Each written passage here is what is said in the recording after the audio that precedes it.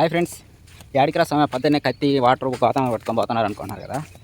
మనకైతే చెట్టు ఎక్కుంటాను తాటికాయలు అయితే వస్తున్నాయి. అది ఎలాగో చెప్తాను, ఈ వీడియో చివరి వరకు అయితే చూడండి.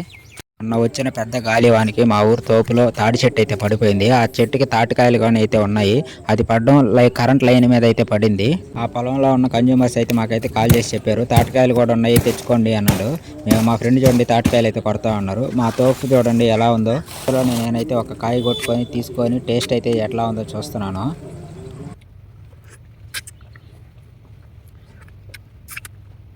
లేతగా భలే ఉంది ఫ్రెండ్స్, టేస్ట్ మాత్రం సూపర్గా ఉంది. నోట్లో పెట్టుకుంటే చాలు కరిగిపోతుంది. తాటి ముందు అయితే ఈ లైన్ మీద పడ్డ తాటి చెట్టుని అయితే నీట్గా అయితే తీసేసి లైన్ అయితే టైట్గా అయితే లాగేసాము.